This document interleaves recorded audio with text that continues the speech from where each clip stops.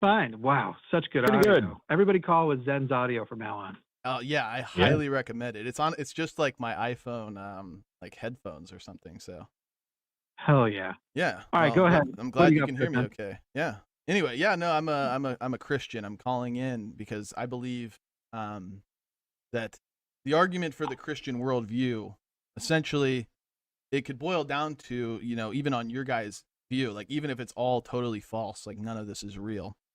Like God is just a fictional made up character in a book. It's like, all right, then I guess people's perceptions of reality, all of that ends up being, relative, subjective. You kind of, you know, make your own purpose. Well, then whatever fantasy somebody makes up is equally as valid or invalid as anybody else's fantasy, and what it seems to me, and this is my argument for the Christian worldview, is that people that live as though Christianity is true tend to have better outcomes in society, even on the atheistic secularist view. So wouldn't it be better that people live and believe that the Christian God is real, even if he's not? No. Oh, why not? So, Do you want to go first? You want me to go first? Go ahead. let me try nutshell this. One of the things is that the various studies that we have that would suggest that people who live life as a practicing Christian have a better life, a number of those studies have flaws, not the least of which is that you're talking about people who, of course, you're going to benefit from having the most popular worldview. You're going to benefit from not being a marginalized minority. You're going to benefit from not being one of the groups of people who are oppressed at the hands of people who are advocating for a Christian worldview or similar like that. So that's one aspect of it that's problematic. But at the end of the day, all I care about is whether or not it's true. If it's not true, then that means whatever benefit people are getting from Christianity isn't coming from Christianity or the truth of the doctrines of Christianity, but from something else. And it seems that if we could find what that something else is, whether it is a system that prejudices things in favor of people of a certain religion, or, as I've said before, if prayer keeps you calm, that can extend your life. You might be able to do the same thing with meditation. You might be able to do the same thing just by knowing, hey, I'm better off in this situation being calm.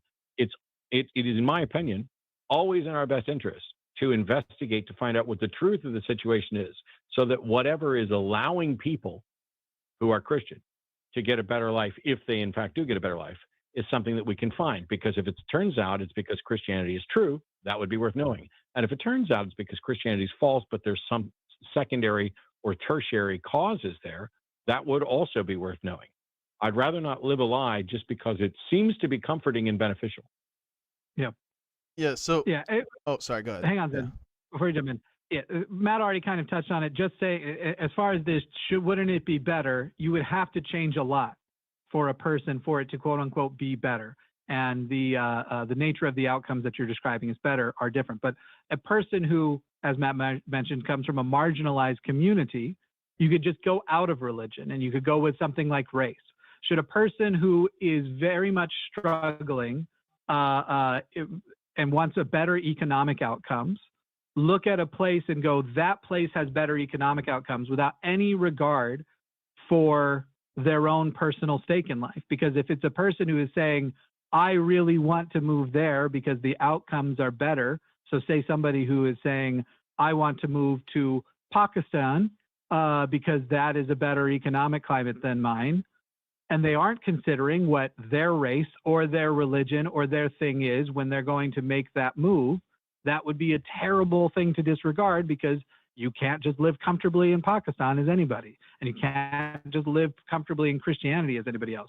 But the question I have back for you is in regards to your claim of validity, that essentially the Christian worldview is as valid as, let's say, mine, which is, I want to promote skepticism. That's the thing that I want to share. I want to promote skepticism and humanism. So you would say it is as valid, the Christian worldview is as valid if there's no God, as promoting skepticism and humanism. What does the word valid mean to you in that scenario? It's equally as worthy of being acknowledged, like just as a legitimate worldview to inform your beliefs upon, because what would make it a legitimate worldview is what I'm asking. Just something that could inform your beliefs. That's all I'm saying. So basically, you're And the way you saying live, everything is as legitimate as each other if you can just vocalize what your belief is. However, in my opinion, if you're going to start determining validity or legitimacy, you would sit there and go, we can't, like with the last caller, solve hard solipsism, or the problem of hard solipsism, but we can go with, let's just assume we do all exist, and that's the only presupposition we have to make because we have no other choice. So now we've gone there. Right. But I think hang on, I'm not done. yeah. I'm not done. Of course. My position of spreading humanism and skepticism, I can defend with material facts about reality. I can defend within the world that we all are here, and I don't have to make up anything magical or extra, and I don't have to do a trust me, bro. Does it mean everyone's going to become a humanist and a skeptic? Hang on, I'm almost done, I swear. No, but when you're talking about legitimacy and validity, those words mean something to me that a secular viewpoint that doesn't just create truths and tell you to live by them, but observes them and tries to make something consistent with that, does not equal the same level of validity and legitimacy as Christianity. And hence why I would advocate for one over the other. Is not just the difference, but one is better than the other. Right. I'm willing to grant this notion that you don't have to make up the sky fairy, you don't have to make up anything, and that's fine. I'm willing to grant that for the sake of the argument, and to kind of address both of what you're saying is, like, I think Matt mentioned that we need to focus on what's true. We need to affirm what is true. We need to not go against, descriptively true things in reality. But I don't know that you'd be consistent on that. For example, if somebody said, like, held a weapon to your head and said, either affirm that 2 + 2 = 5 or I will unalive you, you're probably going to just say, fine, 2 + 2 = 5. Right. Yeah. So then clearly, even though that's nothing, that is a momentary practical thing where the best thing you can do is this. That's not me pronouncing and believing and being convinced that it's true. Well, what it illustrates, though, is that there are conditions, even on your view, where affirming the truth might not actually be the best outcome, and affirming something that actually it's not, because you're using the word affirming in a way that I don't. No, you can't. The way you're using the word affirming. My mistake for talking then. You're right. It was your mistake.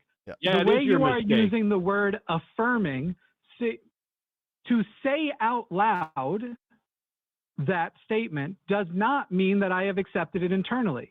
So if you were to ask the actual metaphor of someone gun to your head, accept that 2 + 2 = 5, and your brain state has to change, otherwise you die, like Christianity actually works, to actually hold the belief versus saying it out loud the way Christianity, at least most forms I've ever seen, don't work, where if you just say, I believe in Jesus and God out loud, that will work even if you don't. That would be the actual parallel metaphor. Yours was nonsense. Yeah. Professing Christianity versus living Christianity, professing Christianity versus living, professing Christianity versus living Christianity are two different things, which even the Bible acknowledges. How dare you come up with a gun barrel scenario and suggest that at the point of a gun, saying that 2 + 2 = 5 is the same thing as accepting and affirming that 2 + 2 = 5. That's a difference between professing and believing. It was just an analogy terrible. It was just an analogy to kind of illustrate this notion that we're not always on the more secular utilitarian worldview. We're not always going to have affirming the truth in our best interest, because there may be conditions that telling or affirming or accepting a lie would actually lead to better outcomes. And so I'm asking, why wouldn't that also be the case for the Christian worldview?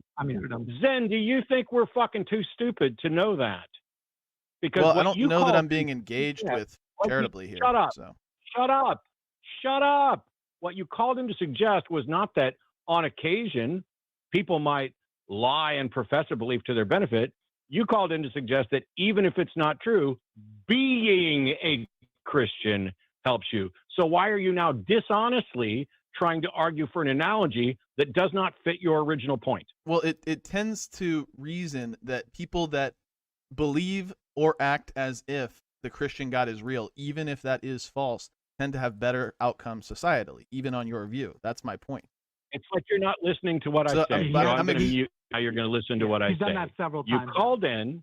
You called in to say that even if it's not true, people who live as Christian have better lives. And rather than get into the nitty gritty on the data, other than pointing out that there are problems with those studies, what I pointed out was now there's a replication crisis. it's one thing to profess a belief and another thing to actually hold a belief. If there's a benefit to merely professing a belief, and there is, I think I'm muted. Yeah, that's fine, but that has nothing to do with someone actually holding the belief.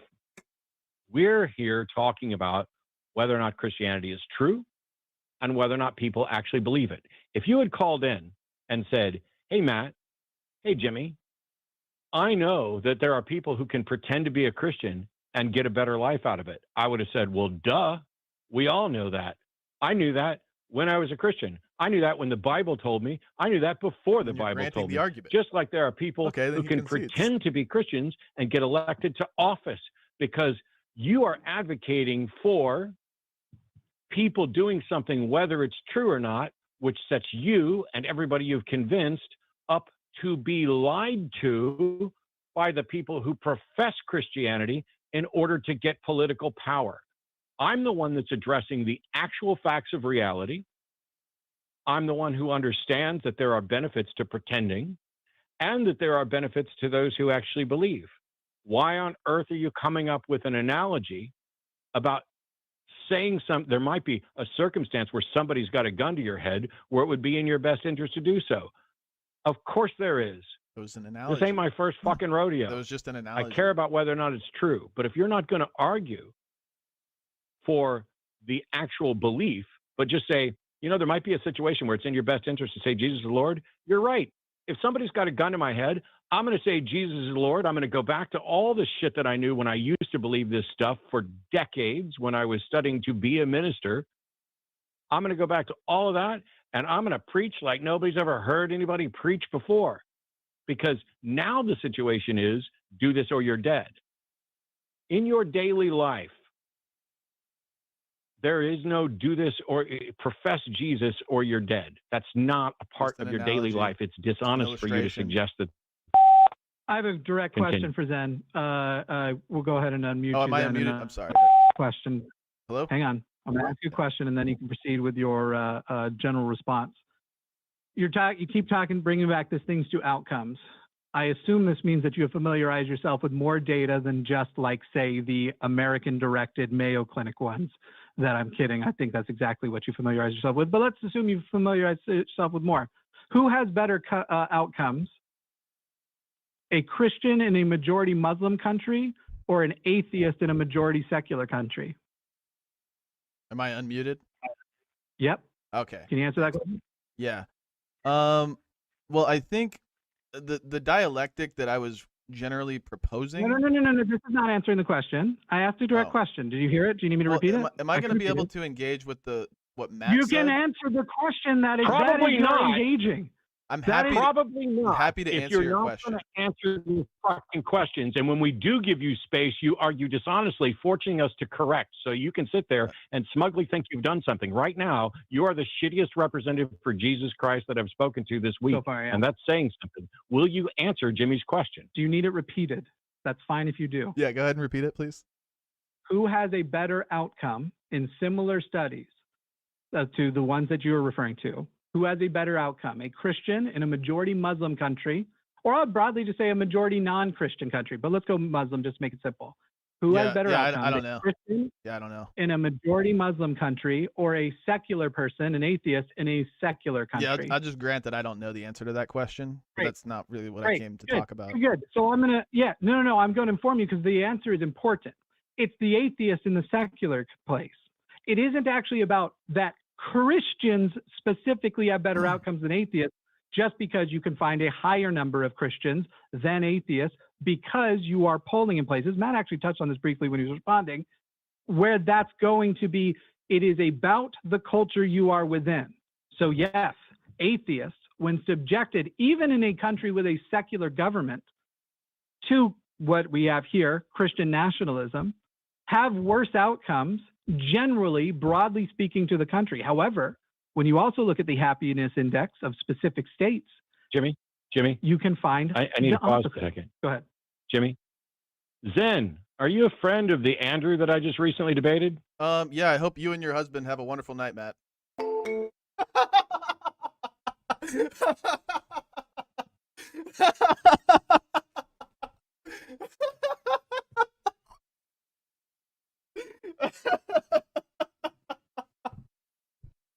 Oh, I had to.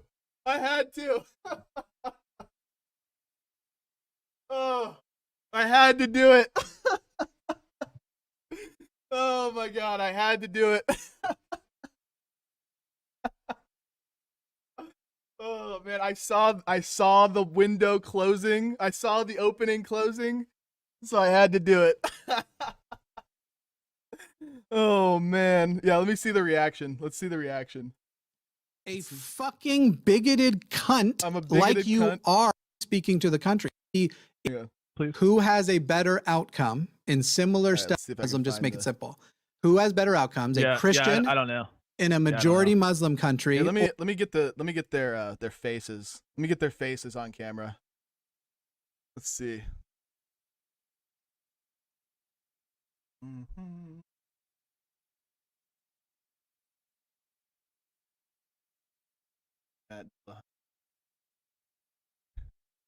Don't miss out on this great Pixel offer. Showing up. Plus, save even more with eligible phone trade-in. People from All right, let's see if I can get it. No. in a majority Muslim country or a secular person, an atheist in a secular country. Man. Yeah, I just grant that I don't know the answer to Great. that question. Great, That's not good, really what I good, can good. So talk I'm about. no, I'm going to inform you because the answer is important. It's the atheist in the secular place. It isn't actually about that Christians specifically have better outcomes than atheists just because you can find That a was higher fucking number of funny. Christians than Let's see the atheists cope. Let's see the because cope. you are polling in places. Matt actually touched on this briefly when he was responding, where that's going to be, it is about the culture you are within. So yes, atheists, when subjected, even in a country with a secular government, to what we have here, Christian nationalism, have worse outcomes, generally, broadly speaking, to the country. However, when you also look at the happiness index of specific states, Jimmy, Oh, you here it can is, here it find is. I need to the pause for a opposite. second. Go ahead. Jimmy, Zen, are you a friend of the Andrew that I just recently debated? Yeah, I hope you and your husband have a wonderful night. I wasn't going No. to, the funny thing is I wasn't going to get rid of Zen. Someone had messaged me that, and I was just sitting there going like, I don't care who they're friends with. We don't put Oh man, restrictions get wrecked. on Get wrecked. who That calls wasn't the in. thing. Yeah, and Look at so it. Look at his of course face. it was Look at his going face. to end in some kind of Look at- this is Andrew, the I would have face of kept going Cope. with you. This is the face If of all Cope. you Look at him, he's did was pissed. not be He's pissed. a fucking bigoted cunt Oh, shut like up. you Shut up, pussy. are, Andrew, except for I'm that not cunts Andrew. are Hold useful on, and they you think aren't. I'm Andrew? Oh. You are just a piece of it's you're calling in pretend. All right. Oh, that was fun. I mean, the debate itself kind of sucked. You know, it kind of sucked because all they did was like talk over me, like I wasn't gonna get a chance to get a word in. And okay, I saw you're saying like pre-sup might have been better there. No, this is the thing, dude. They don't care about pre-sup. They don't care about tag. Jay made the tag argument to him like 5 years ago. Probably better than anybody else could, except maybe arguably Chase Haggard. I don't know. I don't think it matters how good your pre-sup skills are because they've got a different presupposition where they're never going to be satisfied with the argument you give. They'll just constantly move the goalpost and shift the requirements and say you didn't succeed in the criteria for what would convince me. Oh, I'm just not convinced. I'm just not convinced. That's all they have to keep saying. I'm just not convinced. So the pre-sup stuff didn't matter. I don't think that was going to work. And they weren't going to let me get a word in edgewise. They just cut me off about 50 times. But he did concede. Matt did concede, with the gun to your head analogy. He said the gun to your head analogy that if it's better for you to lie and affirm that 2 + 2 = 4 in order to avoid getting shot, well, then that's utilitarian ethics in a nutshell where the outcome the better outcome or the more preferable outcome might supersede the truth. So that was what was being illustrated there. They didn't let me say that, obviously. Yeah, okay, I get it. Okay, I know what you're saying. But in this context, they've heard precept 1,000 times. They're not gonna be convinced by my version of it, and I'm not even that good at it. But the point there was to just show that affirming a lie in some cases might actually be better than affirming the truth if the outcome to affirming the lie is more preferable to you as an atheist or as a utilitarian.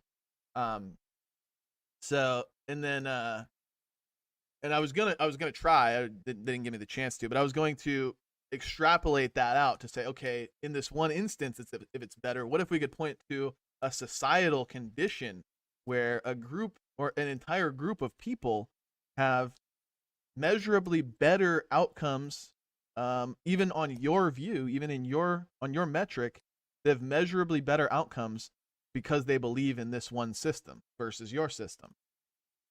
They wouldn't let me get to that. But that's the crux of the argument, you know? If Christians live by a means that you don't agree with, but the ends are actually more preferable to you, then you should let them live as Christians, and you should even live as one yourself, and you should encourage people to live as one yourself, because apparently by denying it, you know, you can't even fucking reproduce yourself, and you co-opt the fabric of reality and say men can be women.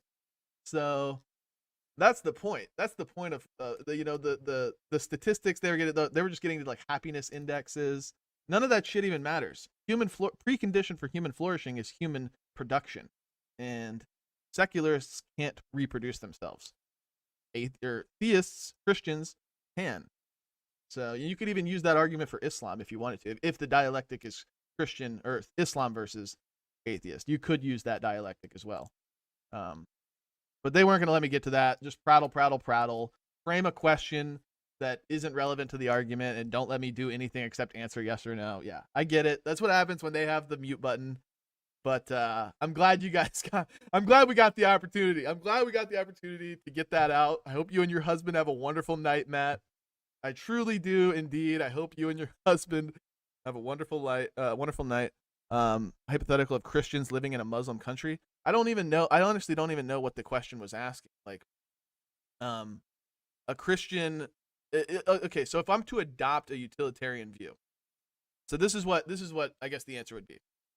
On my view, no, it's better for everybody to just believe in Christianity because everything else is wrong, and you know the one true God is the Christian God. Okay, but on it, the point is of the internal critique to adopt a utilitarian framework. If you could show that Christians on the whole have better outcomes than Muslims or better than secularists, etc., then they should be living that way, and everybody should be living that way. But now in the situation of a Christian living in a Muslim society or vice versa, if we could show that the Christian living in the Muslim society would be better off adopting Islam to avoid getting, slaughtered and, persecuted and whatever, on a utilitarian view, they probably should. On the utilitarian view, I would say they would have to. On our view, no. We'd say no. But if I'm doing an internal critique, I think they would have to say yes. Now, would they do that? I doubt it, because they would have to concede so much. They would have to concede so much on their view of being secularists, utilitarians, outcomes based. They have to concede that. But they weren't giving in. They don't give people fair shakes. So I think I made the most of it. I think Matt fucked up by letting me answer his question. He definitely had his finger on the mute button or on the end call button. But I'm glad I got to throw that parting shot in. We'll definitely clip that. We'll definitely clip it. Put it up on here, on Rumble, all that shit. That'll be fun. Yeah, everybody that showed up late, you got here just in time because you got to see the end. You got to see the best part, which was the parting shot. So that was a good time. That was fun. Like, they didn't catch on that I had good audio too.